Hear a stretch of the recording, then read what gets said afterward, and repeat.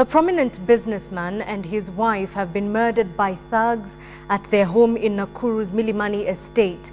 Shamji Shah and his wife Sakita Ben Shah. Maisha mawili yalichomwa kwa usahihi wa kipekee kwa namna ya kimamluki. On behalf of the business and the entire Nakuru community, we would like to register our deepest concerns about the state of insecurity in the county and call upon the security agencies to deal with the situation decisively and to reassure the Nakuru residents of their safety. Shamji Shah, mfanyabiashara mwenye nguvu na mwenyekiti wa chama cha wafanyabiashara Nakuru, aliuawa na kumalizika maisha yake ndani ya nyumba yake pamoja na mke wake Sakita Ben Shah. We demand that the relevant authorities do whatever it takes to get to the bottom of this matter and to bring those responsible to account. Waliowaua hawakuwa wanatafuta pesa, walikuja kuleta ujumbe na kufunga mlango wa fitna.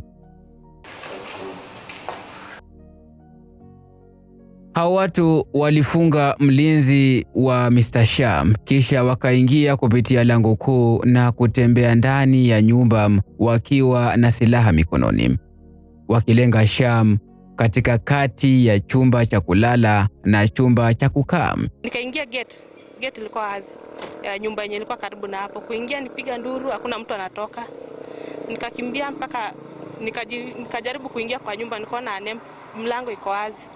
Sasa kuingia hivi kuchungulia hivi ni kitchen, lakini naona mtu amelala chini. Hakuna kitu kilichotoroshwa, hakuna neno lililosemwa baada ya hapo, na chini ya dakika 20 walikuwa wametoweka. Kwa tumbo. Ndio hapo nikajua maybe ni hapa ndo alikuwa na target ama nini, ndo nikajua kumbe tuko kwa matabu. Nikatoroka tena nikarudi saa kwa mlango. Lakini ili kuelewa ukubwa wa uhalifu huu, lazima tuwe na uelewa wa Shamji Shah. Yeye ni nani hasa? Zaidi ya mfanyabiashara, alikuwa kingmaker, mwanaume aliye nyuma ya miradi ya mamilioni ya pesa, ikiwemo dairies za Spinkit, tawi la Brookside na Laundry Limited. Shah hakuwa akijenga tu utajiri, alikuwa akijenga jiji la Nakuru. Alichaguliwa kuwa mwenyekiti wa chama cha wafanyabiashara Nakuru, nafasi yenye nguvu inayounganisha pesa, siasa na usalama wa umma. Lakini nguvu hii pia huleta maadui, na kadri unavyojulikana ndivyo unavyokuwa hatarini. Hili halikuwa tu kuhusu pesa, ilikuwa kuhusu nguvu. Na katika siasa za Kenya, nguvu mara nyingi huwa kitu mbaya zaidi. Katika tukio kama hili, wake zetu mara nyingi hukosa kutambuliwa, wakidhaniwa kuwa ni waathirika wa mazingira. Lakini Sakita Ben Shah hakuwa mnyonge.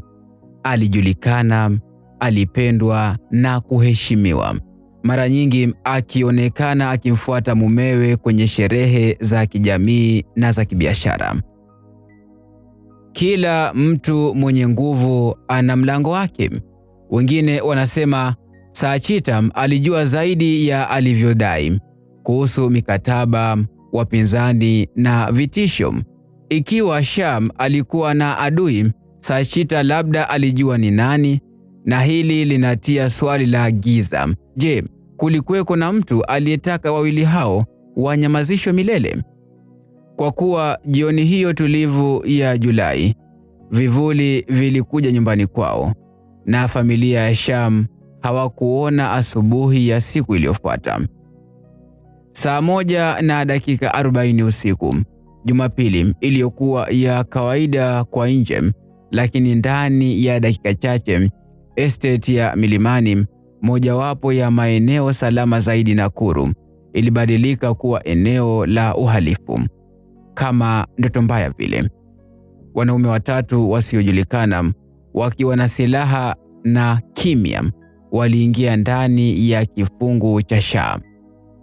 Walifunga mlinzi kwa umakini wa kitaalamu, bila hofu, bila mgogoro. Hawa hawakuwa wanaojaribu kufanya hili kwa mara ya kwanza. Walikuwa wazoefu wa kazi yao. Kisha wakaingia ndani ya nyumba kupitia lango kuu. Ndani, Shamji Shah na mkewe Sachita Ben Sham walikuwa wakipumzika baada ya siku ndefu. Wauaji waliwakuta katikati ya korido kati ya chumba cha kulala na sitting room.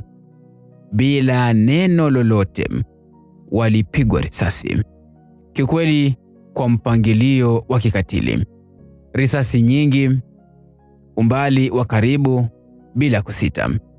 Kamanda wa polisi wa Nakuru alisema tabia ya kupiga risasi inaashiria hii ilikuwa kazi ya waliokuwa wakifanya kazi kwa ustadi. Ukweli wa kufunga mlinzi, kulenga Sham na kutochukua mali ilionyesha hili halikuwa wizi.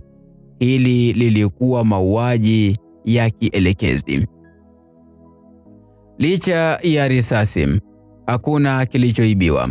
Hakuna vifaa vya kielektroniki vilivyopotea. Maduka ya hifadhi hayakuvunjwa.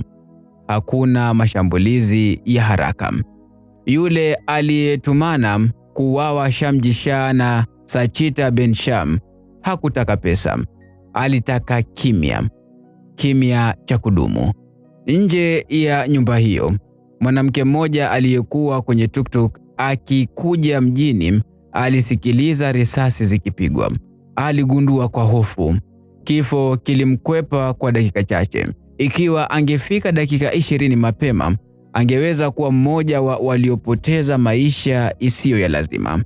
Wakati wauaji walipoyeyuka kwenye giza, swali moja lililoibuka kwa nguvu zaidi kuliko yote.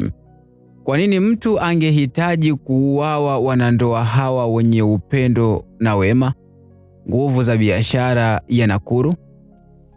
Nakuru, ambayo awali ilikuwa kimya na tulivu, sasa ilikuwa ikibubujika na mvutano. Wiki 2 zimepita tangu mauaji ya kikatili ya Shamji Shah na mkewe Sachita Ben Sham, wanandoa waliokuwa maisha yao yakiunganishwa na biashara, huduma za jamii na familia. Lakini maswali yalianza kuibuka. Nani alikuwa na sababu, na kwa nini mtu angepiga risasi wanandoa wazee wawili, tena kikatili, ndani ya nyumba yao wenyewe? Katikati ya dhoruba hii, aliyeibuka kuwa mhimili wa shambulio hili la giza alikuwa mwanaume mmoja, Kantilal Shah, mdogo wa Shamji Shah, mfanyabiashara na mkurugenzi wa Laundry Limited, kampuni ambayo wanandoa hawa waliouawa walikuwa wamelijenga na kuliendeleza. Lakini siku chache baada ya mauaji hayo, Kantilal alitoweka bila kufahamika alikokwenda. Mnamo Oktoba tarehe 17 mwaka wa 2012, wiki moja baada ya mauaji hayo, Kantilal alipokea ujumbe mfupi ambao ungegeuza mwelekeo wa kesi hii. Ujumbe kutoka kwa James Okute ukisema, kwa kunukuu, "Asubuhi njema bwana. Tunahitaji shilingi milioni 2 haraka kabla ya saa 6 asubuhi. Wakili amesita kwa sababu timu ya upelelezi imetumwa Nakuru usiku uliopita kukufuata." Mwisho wa nukuu.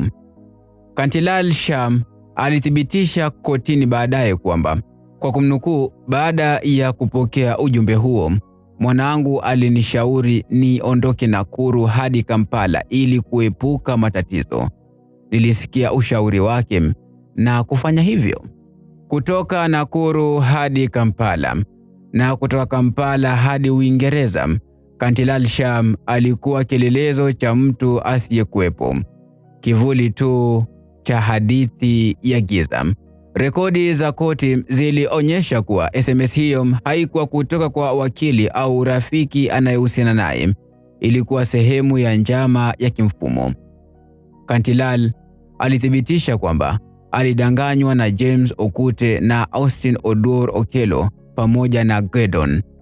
Wote walimahidi kumsaidia kuepuka kukamatwa kwa shilingi milioni 2 za Kenya. Hatimaye walituhumiwa kwa njama ya kudanganya Kantilal Sham ili kumfanya atapeliwa shilingi milioni 21. Kulingana na mashtaka, waliotuhumiwa walidai kuwa walikuwa na ushawishi mkubwa kwa polisi wakuu na wanaweza kumsaidia Bwana Sham kuondolewa kwenye mashtaka. Hii ilikuwa mchezo hatari wa kuvuta povu na vishindo. Je, Kantilal alikuwa tu mwathirika wa udanganyifu au alijaribu kulipa ili kuficha ukweli wa giza uliokuwa nzito zaidi? Mnamo mwaka wa 2012, washukiwa 6 walikuwa wakifuatiliwa kwa uhusiano na mauaji hayo. Baadaye, washukiwa hao 6 walikamatwa kulingana na OCPD wa Nakuru, Kioko Mwinde. Majina yao hayakutangazwa hadharani, lakini vyanzo vya koti vilionyesha kuwa washukiwa hawa walihusiana na migongano ya kibiashara, labda waliokuwa wafanyakazi wa zamani au washirika wa Laundry Limited. Moja kati ya hao labda alikuwa na ufikiaji wa ratiba na mali za ndani za familia ya Sham. Kila kesi ya mauaji ina kivuli kilichojificha nyuma ya pazia lililochorwa na damu. Kivuli si tu chenye silaha, bali chenye lengo lililopangwa kwa makini. Katika mauaji ya kuogofya ya Shamji Shah na mkewe Saachita Ben Sham, sababu haikuwa wivu, haikuwa hasira. Ilikuwa kitu cha kimya, kitu cha kikamilifu, kitu kilichopangwa kwa uangalifu. Kantilal Sham, mdogo wa Shamji Shah aliyekufa, hakuwa mgeni kwa utajiri. Kama mkurugenzi mwenza wa Laundry Limited, hakuwa tu wa familia, alikuwa pia ameingizwa kwa kina kwenye mishipa ya kifedha ya himaya ya Sham. Lakini kitu kilikuwa kibaya. Siku chache baada ya wanandoa hao kuuawa ndani ya nyumba yao ya milimani, Kantilal alitoweka kwa haraka, akifika Kampala kisha Uingereza. Kwa nini ndugu aliyepoteza mpendwa angekimbia? Je, huzuni ilikuwa hisia pekee iliyomkalia? Rekodi za koti zilionyesha kuwa Kantilal alidai alikimbia baada ya kupokea ishara ya ukaguzi wa polisi ulio karibu. Lakini ishara mara nyingi huja pale ambapo kuna kitu kilichofichika. Ujumbe mfupi uliotolewa kotini kutoka kwa James Okute kwenda kwa Kantilal ulikuwa unasomeka kama ifuatavyo. Kwa kumnukuu: "Asubuhi njema bwana. Tunahitaji shilingi milioni 2 haraka kabla ya saa 5 mchana. Wakili anasita kwa sababu timu ya upelelezi imetumwa Nakuru usiku uliopita kukufuata." Ujumbe huu ulikuwa mzito na uliojaa hofu. Sio hofu ya kupoteza tu, bali hofu ya kufichuliwa kitu cha siri. Majina mawili yalianza kuibuka kama mafuta yanayovutwa kwenye maji machafu: James Okute na Austin Okello, maarufu kama Gordon.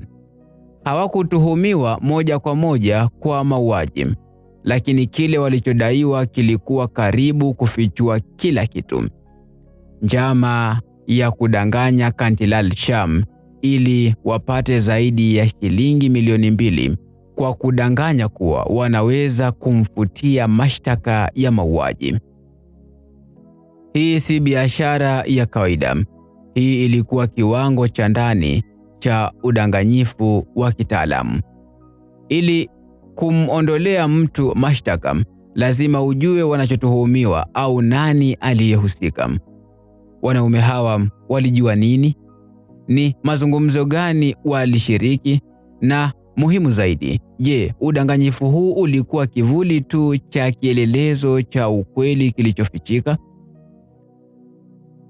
Familia ya Sham ilikuwa na mali nyingi za kibiashara na za makazi, na pale ambapo damu inachanganyika na urithi, hesabu huwa hatari.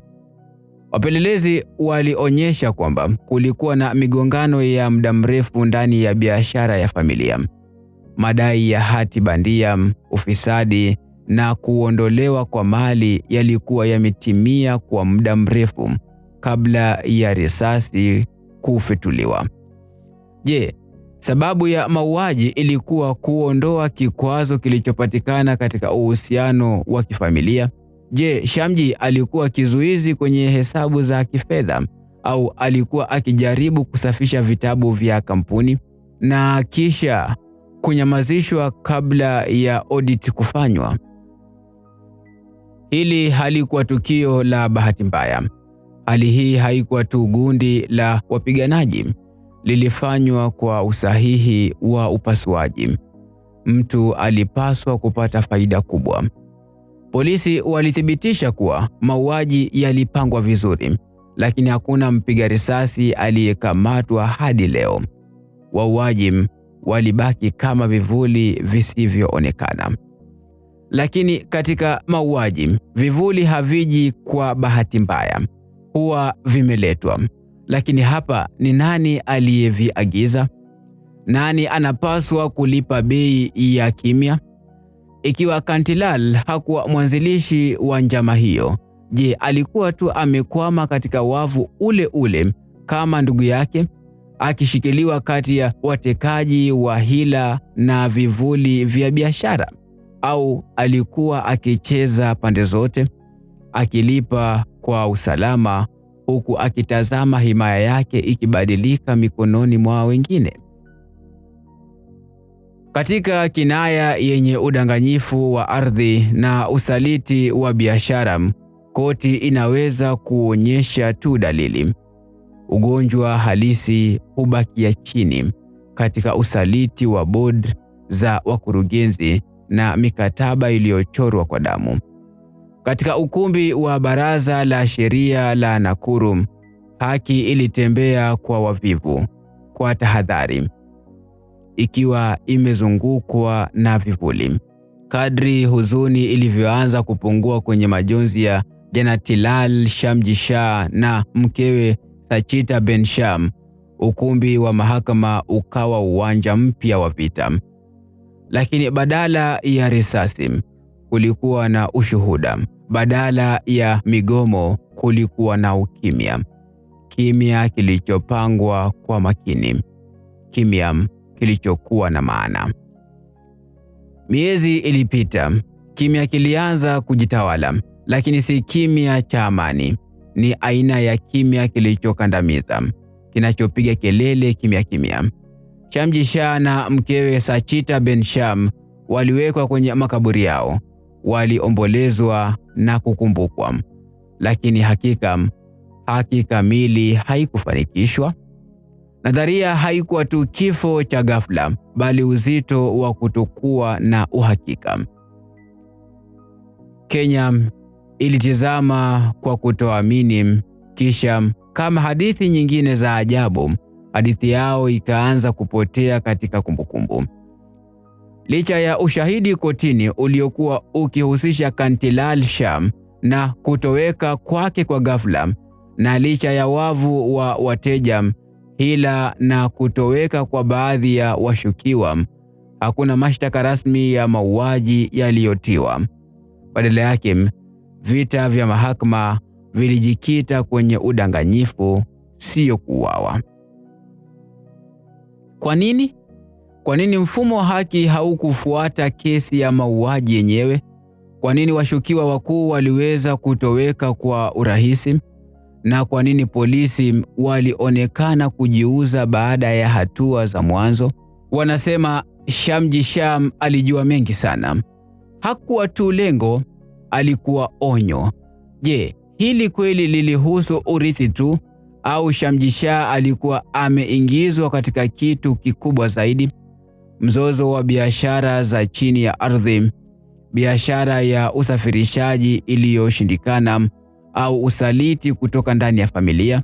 Kile kilichodhahiri, hakuna aliyekamatwa kwa mauaji ya Shamji Shah na Sachita Ben Sham. Hadi leo haki bado ni kivuli kisichoonekana. Hii si kesi ya kawaida.